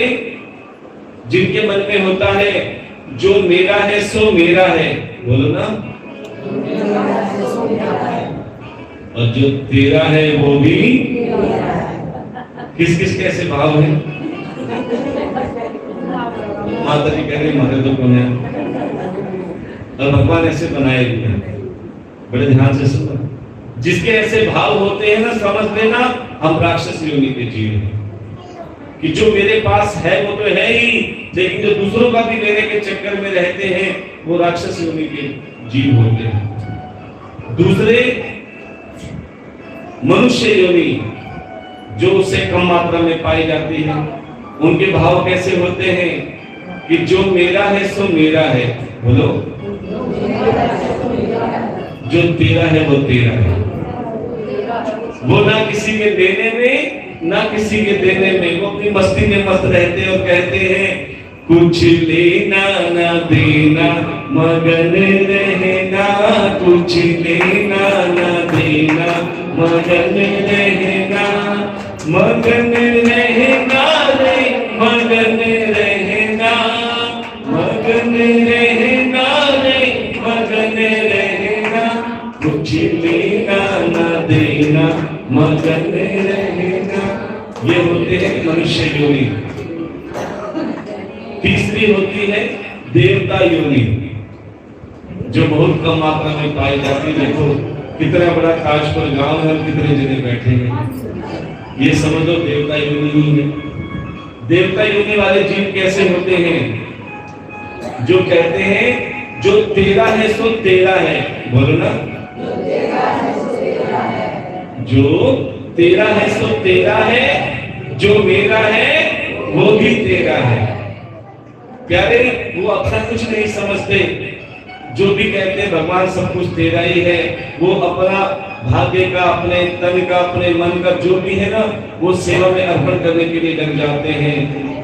अपना तन मन और सामर्थ्य अनुसार धन, ये मैं नहीं, ये भगवान की आरती भी कहती है क्या? तन मन धन सब है तेरा स्वामी, तेरा तुझको अर्पण, तेरा तुझको समर्पण, क्या लागे मेरा।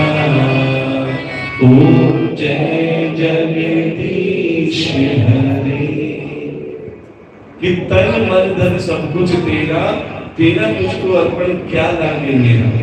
अरे क्या लगेगा जब कुछ लाए थे साथ? अच्छा लेकर जाओगे, लेकर जाओगे। जब ना कुछ लेकर आए और ना कुछ लेकर जाएंगे, फिर मेरा मेरा किस लिए करते हो? ये सारी जिंदगी इंसान दुखी इसीलिए कि वो मेरा मेरा चक्कर में अंत समय में छोड़कर चला जाता है। इसलिए प्रभु को मेरा कुछ नहीं है, प्रभु जो कुछ है तेरा है। ये मेरे बेटे बहू रिश्तेदार धन दौलत जमीन जायदाद ये मेरा नहीं, ये सब कुछ तेरा है। और जिसको तुम अपना मानते हो ना, बड़े ध्यान से सुना, क्या कहते हो? ये बेटा मेरा, इसलिए बुढ़ापे में साथ देगा, बुढ़ापे में सुखी जीवन बिताने को देगा। कितने ऐसे जो बुढ़ापे में बच्चे साथ देते हैं, गिन चुने 10% होंगे जिनको श्रवण कुमार मिलते हैं। बाकी को तो धुंधकारी मिलते हैं। श्रवण कुमार भी उनको मिलते हैं जिन्होंने सेवा में अपना जीवन बिताया है। जिसने ठाकुर की सेवा की, कहते ठाकुर जी स्वयं श्रवण कुमार बन के उनकी सेवा करने के लिए आते हैं। जिन्होंने छल कपट किया, कष्ट पहुंचाया, उनके घर में धुंधकारी आते हैं। लेकिन अब भी सुधर जाओ। यदि कहते हैं जब जागो तब सवेरा, यदि आज से ही तुम अपना जीवन का स्वभाव बदल लो, जीवन की राह बदल लो, कि अब तक जो हमने पाप किए, चाहे जानबूझकर चाहे अनजाने में, लेकिन हे गोविंद, ये कथा का ऐसा प्रभाव हो कि हमारा स्वभाव बदल जाए। जिसका स्वभाव बदल जाता है उसका जीवन बदल जाता है, और जिसका जीवन बदल जाता है ना, उसकी आने वाली पीढ़ियां भी बदल जाती है। अब प्यारे,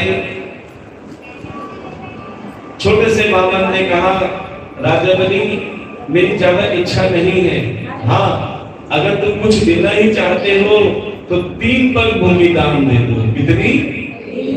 3 पग। मुझे बैठने के लिए जगह नहीं मिली। अब 3 पग का नाम सुन के राजा बलि जोर से हंसे। प्यारे, वो राजा बलि नहीं, उसका विमान हंस रहा था। बोले, हे ब्राह्मण देवता, जितने तुम छोटे हो उतनी तुम्हारी सोच छोटी है। तुम मेरे से हीरे मोती मांगते, यहाँ तक कि मेरा राजपाट भी मांग लेते तो मैं दे देता। तुमने क्या मांगा? केवल 3 पग भूमि। अब मन में बामन ब्राह्मण मुस्कुरा रहे हैं, बेटा 3 पग भूमि देकर तो देख। बोले, राजा बलि, ज्यादा बातें मत बनाओ, अगर देना हो तो 3 पग भूमि दान दे दो, नहीं तो हम खाली जा रहे हैं। और संत महात्मा ब्राह्मण बहनों बेटी द्वार से खाली चले गए तो इंसान पाप का भागी बनता है। ध्यान देना। अब प्यारे, इतना सुनकर राजा बलि कहने लगे, हे ब्राह्मण देवता, नाराज मत हो, मैं 3 पग भूमि दान देने का वचन देता हूं। इतने राजा बलि के कुल गुरु, ध्यान देना, राजा बलि के कुल गुरु कौन है? शुक्राचार्य। अच्छी बातें ना, राजा बलि के कुल गुरु शुक्राचार्य। शुक्राचार्य ने कुछ छोटे से ब्राह्मण को पहचान लिया और राजा बलि से कहने लगे, राजा बलि, इस ब्राह्मण को 3 पग भूमि भूलकर भी दान मत देना। राजा बलि कहने लगे, शुक्राचार्य जी, मैंने बड़े बड़े विद्वानों को हीरे मोती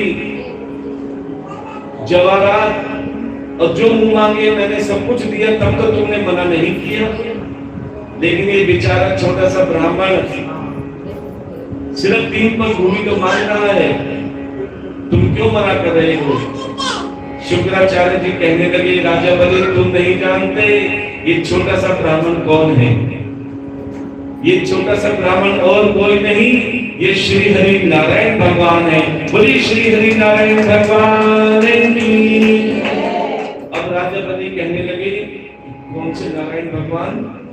बोले, जिस नारायण के भगवान के पास तीनों लोगों का संसार मांगने के लिए जाता है, आज वही नारायण भगवान तुम्हारे पास ये वामन भगवान के रूप में मांगने के लिए आए हैं, और इसे दान मत दो मेरे कहने से। राजा बलि कहने लगा कि शुक्राचार्य जी, जिस नारायण भगवान के पास तीनों लोगों का संसार मांगने जाता है, जब ये उनके भंडार भर देते हैं, आज ये मेरे पास आए हैं, तुम कहते मैं इसे ना दूं? आज तो मैं अपना सब कुछ समर्पण भी कर दूं तो भी कम है। क्या किया? राजा बलि ने गंगा जल का कमंडल हाथ में लिया और गंगा जल संकल्प करने के लिए डालने लगे। तभी चमत्कार हुआ। क्या कि शुक्राचार्य गंगा जल के नलकी में जाके बैठ गए, जहां से गंगा जल नीचे आता है, क्योंकि शुक्राचार्य को पता है अगर गंगा जल हाथ में गिर गया तो संकल्प पूरा हो जाएगा। और ये शुक्राचार्य जी चाहते नहीं थे कि संकल्प पूरा हो। देखो यहाँ दान देने वाला भी तैयार और दान, लेकिन बीच में अड़ंगे कौन डाल रहे हैं? शुक्राचार्य। देखो ऐसे शुक्राचार्य गांव में भी बहुत है। खुद तो कथा में आएंगे नहीं, खुद तो कथा में आते नहीं है, और कोई कहेगा ना चल भाई कथा में चले, ये तो इनका रोज का काम है, ये खान का मान के भी आते हैं। कड़वी बातें लेकिन सत्य है। खुद तो कथा में आएंगे नहीं, उन जो आना चाहते हैं उनको भी लोग देते हैं। कहाँ जाएंगे 3 घंटे, आप बैठ चाय पीते हैं, इधर उधर की बातें करेंगे, उनको उसमें ज्यादा आनंद आता है। कईयों का मन करता है दान पुण्य करने का, भान देख 4 दिन से कथा चल रही है, भंडारे की व्यवस्था नहीं हुई, चल भंडारे में दान दे देते हैं। एक एक करेगी, बैठ आराम से, यहाँ पर खुद तो सेवा करेंगी नहीं, औरों को भी रुकवा देंगी। ऐसे प्यारे शुक्राचार्य के बराबर होते हैं। वो हमारी दीदी कह रही, बिल्कुल सही कह रहे होता है। देखो, क्योंकि भगवान हर किसी से सेवा नहीं देता, चाहे करोड़ों रुपए घर रखे हो घर में, सेवा उसी से देगा जिस पर मेरे ठाकुर की कृपा हो। अब किस किस पर कृपा होगी, या तो ठाकुर जी जाने या सेवा करने वाला जाने। हम किसी से कुछ नहीं कहते, हम तो भगवान का नाम लेकर बैठ जाते हैं, ठाकुर जी अब तुम जानो, तुम्हारा काम जान लो। क्योंकि हम कथा को व्यापार नहीं बनाते। जो व्यापार बनाते हैं, पहले पूरे गांव में पर्चियां कटवाते हैं, फिर देखते हैं कितना इकट्ठा हुआ, उस हिसाब से व्यवस्था बनाते हैं। हम कहते हैं प्यारे, शुभ काल में श्रीदेव भगवान ने राजा परीक्षित को कथा सुनाई, क्या टेंट लगवाया था, क्या साउंड लगवाया था, क्या ऑर्केस्ट्रा आया था? प्यारे, उस टाइम श्रोता भी एक था और वक्ता भी एक था। हम कहते हैं हजारों जने कथा सुने, इससे कोई फर्क नहीं पड़ता, सुनने वाला केवल सच्चा एक श्रोता हो। और कथा सुनकर यदि उसका स्वभाव बदल गया तो समझ लेना हमारी कथा सफलता की ओर है। क्योंकि हमने ऐसे ऐसे देखे हैं प्यारे, जिन्होंने कथा सुनी और कथा सुनकर जिस माँ को मारते पीटते थे, आज उसकी सेवा करते हैं। जब हम ये चमत्कार देखते हैं ना, हम बहुत खुश हैं। 10-20 जने भी कथा सुनते हैं, यदि उनमें से भी कोई एक सच्चा श्रोता जिसका स्वभाव बदल जाए, उसका जीवन बदल जाए, तो हम कहते हैं हमारे हजारों लाखों श्रोताओं के बराबर बैठे हैं 10-20 श्रोता।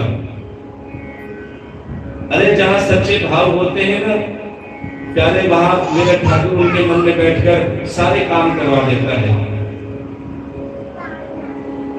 तो प्यारे,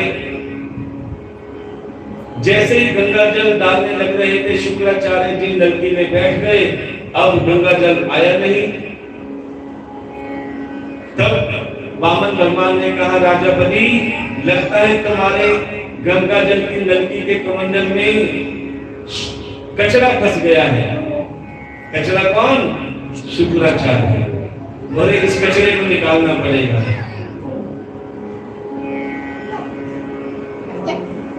वामन भगवान ने क्या किया, एक तिनका लिया और गंगा जल के कमंडल की नलकी में जोर से मारा। कौन बैठे थे? शुक्राचार्य। वो तिनका सीधा शुक्राचार्य जी की एक आंख में लगा, एक आंख का गोविंदाई नमूने में हो गया।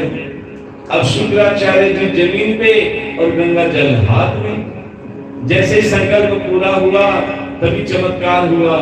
जो छोटे से वामन भगवान थे प्यारे, वो धीरे धीरे इतने विशाल हो गए, इतने विराट हो गए। नन्हे नन्हे पैर जो छोटे छोटे कदमों में चलते थे प्यारे, एक पग में धरती नाप ली और दूसरे पग में ब्रह्मांड नाप लिया। अब तीसरा पग रखने की जगह नहीं बची। राजा बलि, बताओ मैं तीसरा पग कहाँ रखूं? अब तो प्यारे राजा बलि हाथ जोड़कर खड़े हो गए। बोले, हे प्रभु, आपने मेरा धन ले लिया, मैं कौन सा साथ लाया था? ये आपका स्वरूप देखकर ये मन भी आपका हुआ। अब बचाइए तन। राजा बलि ने अपना शीश प्रभु के चरणों में रख दिया। हे प्रभु, ये तीसरा पग मेरे शीश पे धारण कर। तब श्री हरि नारायण भगवान ने तीसरा पग राजा बलि के शीश पे रखा और उसे पाताल लोक का राजा बना दिया कि तू पाताल लोक का राजा बन। और कहा कि राजा बलि, तुम्हारी सेवा, तुम्हारा संकल्प पूरा हुआ, मांगो क्या मांगते हो? राजा बलि ने कहा, प्रभु अब मुझे कुछ नहीं चाहिए, क्योंकि अब मेरे पास सब कुछ है। बोले कहाँ है? 3 पल में तो मैंने तेरा सारा ले लिया, अब तेरे पास क्या बचा? बोले प्रभु यही तो मैं कह रहा हूं, जब मेरे पास सब कुछ था मैं बहुत गरीब था। क्यों? क्योंकि मेरे अंदर मैं थी, अर्थात अभिमान था। सब कुछ होते हुए भी, धन थी, दौलत थी, संपन्नता थी, लेकिन अभिमान होने के कारण मैं गरीब क्यों था? क्योंकि आप नहीं थे, अर्थात भगवान नहीं था। आज मैं अपने आप को धनवान मान रहा हूं, बेशक मेरे पास धन दौलत नहीं है, लेकिन मेरा ठाकुर मेरे सामने है, मेरा गोविंद मेरे सामने है। तभी तो कहते हैं जब मैं है तो हरि नहीं, जब मैं है तो हरि नहीं, और हरि है तो मेरे अंदर मैं नहीं। इसीलिए प्यारे धनवान वो नहीं जिसके पास बहुत धन है, धनवान वो है जिसका सेवा का मन है। यदि आपके अंदर सेवा का भाव है तो आप सबसे बड़े धनवान हैं। अब चलते हैं हमारे ठाकुर जी के जन्मोत्सव की तरफ। लेकिन चंद्रवंश से पहले सूर्य वंश का आगमन होना आवश्यक है, अर्थात श्री राम जी का आगमन करवाते हैं। देखो वैसे तो राम कथा 9 दिन की होती है, ना तो हमारा मन भरेगा ना आपका पेट भरेगा, लेकिन सूक्ष्म रूप में पूरी राम कथा हम आपको बता रहे हैं, बड़े ध्यान से सुनना। कि महाराज दशरथ जी जिसकी 3 धर्म पत्नियां, कितनी? कौन कौन सी? कौशल्या जी, कैकेयी जी और सुमित्रा जी। अच्छा, सब आपको बता देते हैं, धर्म पत्नी और पत्नी में भी फर्क होता है। धर्म पत्नी अलग होती है, पत्नी अलग होती है। बोले महाराज क्या फर्क है? पत्नी कौन होती है? बड़े ध्यान से सुनना। कि पत्नी वो जो पति को पतन के स्थान पे ले जाए। पतन का मतलब नुकसान के, नरक में ले जाए। कैसे? कमाई हो 10,000 रुपए और खर्चा करवाए 30,000 रुपए, क्या होगा? जीवन सुखमय बीतेगा या दुखमय बीतेगा? कलेश रहेगा घर में। पड़ोसन अगर गर्मी में शिमला जा रही है, उसके पास तो हैसियत है, लेकिन जो पत्नी है अपने पति को कहती है अब मुझे कुल्लू मनाली घुमा के ले चलो। अब बेचारा काम से छुट्टी करेगा, ले जाएगा, नौकरी छूट गई तो क्या होगा? कर्जा लेना पड़ेगा, क्या नुकसान मिलेगा। उसे कहते हैं पत्नी जो पति को पतन के स्थान पे ले जाए। और धर्म पत्नी किसे कहते हैं?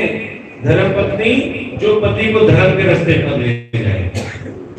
और धर्म पत्नी कौन थी? रावण की पत्नी धर्म पत्नी थी। क्या नाम था उसका? मंदोदरी। वो सच्ची धर्म पत्नी थी। बेशक रावण ने सीता का हरण कर लिया, लेकिन फिर भी मंदोदरी कहती थी कि हे प्रभु आप गलत कर रहे हैं, आपको पराई स्त्री पर नजर नहीं डालनी चाहिए, आप प्रभु श्री राम जी की शरण में चले जाओ। अर्थात धर्म की राह दिखा रही है। एक बार तो मंदोदरी ने रावण से कह भी दिया, बड़े ध्यान से सुनो।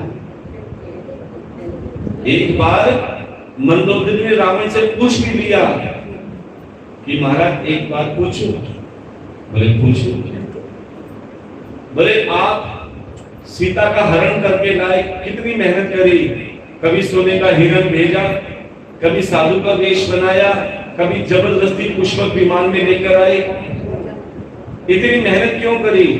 तुम तो मायावी हो ना, राम बन के जाते सीता स्वयं तुम्हारे साथ आ जाते, क्यों मेहनत करी? रावण ने कहा मंदोदरी क्या सोचती हो, क्या मैंने ये नहीं किया होगा? मैंने राम बन के भी देखा, बड़े ध्यान से सुन, मैंने राम बन के भी देखा। जैसे ही मैंने राम का रूप धारण किया, सीता के पास जाने लगा, सीता में मुझे अपनी माँ और बहन दिखाई देने लगी। प्यारे कहते हैं केवल राम का रूप धरा था, स्वभाव भी बदल गया, भाव भी बदल गए। इसलिए हम कहते हैं प्यारे बाहर से राम के मत बनो, अंदर से राम के बनो। राम चरित्र मानस का अर्थ क्या है? राम के चरित्र को मन में धारण करना। राम के चित्रों की पूजा मत करना, राम के चरित्रों की पूजा करना। देखो आज हम आपको रामायण का एक मंत्र बताते हैं, बहुत अच्छा। रामायण का मतलब क्या होता है, नारायण का मतलब क्या होता है। नार माने जल और आयन माने निवास करना, उसे कहते हैं नारायण। बोले नारायण भगवान की जय। और रामायण का मतलब जिसके अंदर राम निवास करे,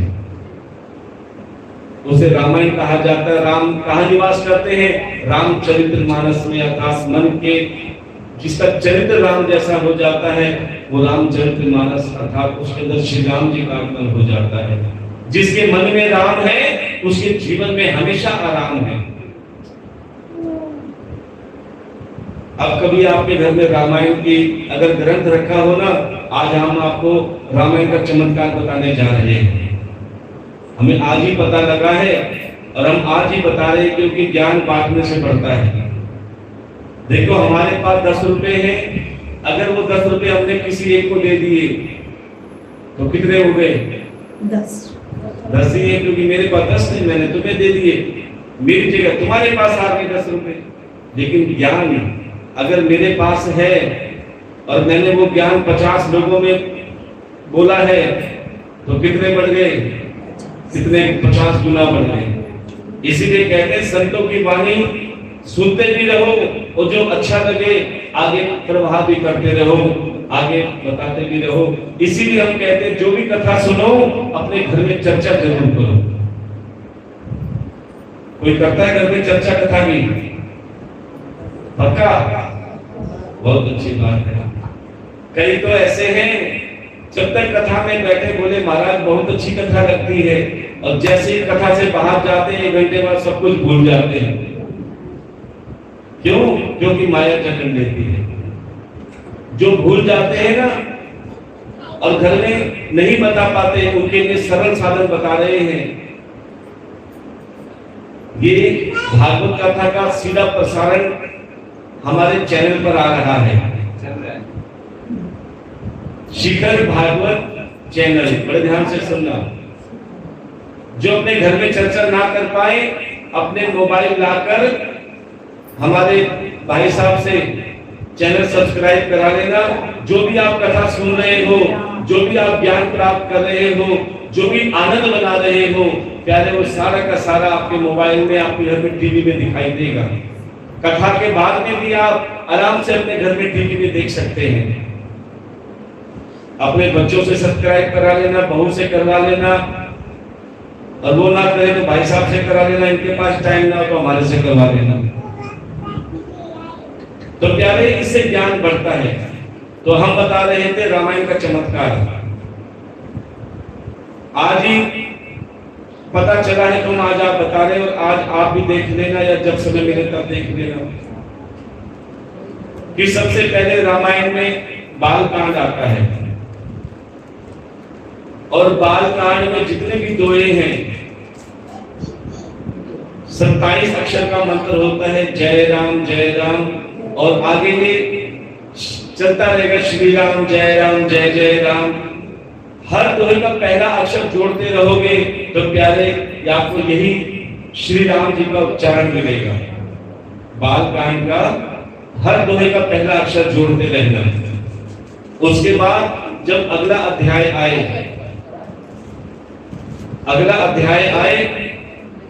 यानी हर दोहे का दूसरा अक्षर जैसे आप जोड़ते रहोगे, जय राम श्री राम जय जय राम, ये बनता चला जाएगा। ऐसे ही तीसरा अक्षर किष्किंधा कांड आता है, चाहे अयोध्या कांड आए, चाहे सुंदर कांड आए, जैसा उसका सीरियल बढ़ता रहेगा उसके दोहे का नंबर आप जोड़ते रहोगे हर दोहे से, तो वही निकलेगा जय राम जय श्री राम, या पूरा का पूरा 27 अक्षरों का मंत्र निकले। क्यों? क्योंकि रामायण में श्री राम जी निवास करते हैं, इसीलिए रामायण कहा जाता है। बोलिए सियावर रामचंद्र भगवान की। तो महाराज दशरथ जी की 3 पत्नियां, धर्म पत्नियां, और कलयुग में भी पत्नी तो एक है लेकिन 3 भाव वाली पत्नियां हैं। एक पत्नी के अंदर 3 भाव हैं। और तीनों भाव वाली धर्म पत्नियां हर कथा में आती है। हम किसी पे उंगली नहीं करते, अपने आप समझ जाना कौन से भाव वाली धर्म पत्नी है।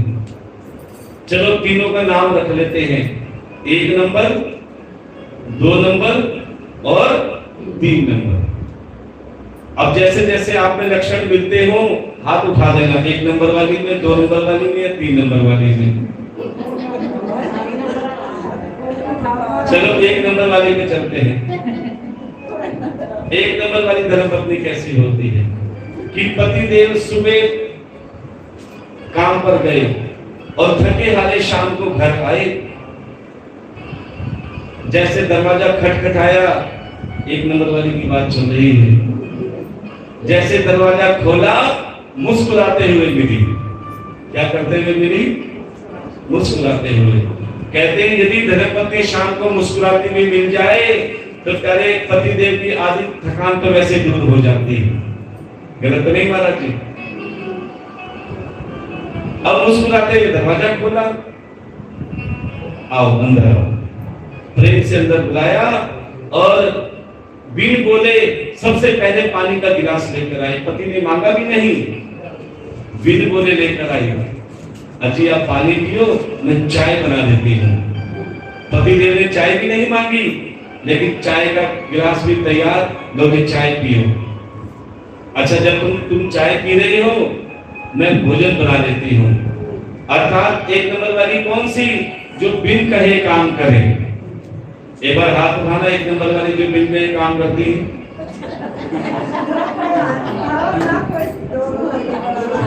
ट्रेन से बोलना पड़ेगा। पिछली कथा में एक दिन थोड़े से हाथ उठाए फिर नीचे कर लिए। चलो 2 नंबर वाली पे चलते हैं।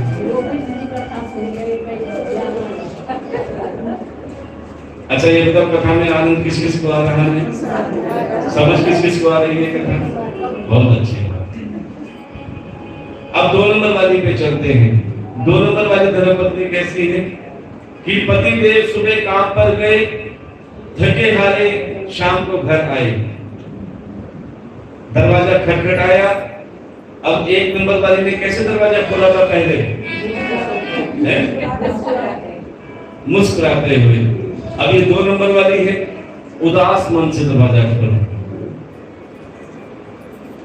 जैसे पति देव आए, उदास चेहरा। अरे भगवान क्या हो गया, सब कुछ ठीक तो है? बोले ना, थोड़ा सर में दर्द हो रहा है, काम धंधा ज्यादा करती हूँ। चलो कोई बात नहीं। पति देव बैठ गए। अब धर्मपत्नी ने कुछ नहीं कहा।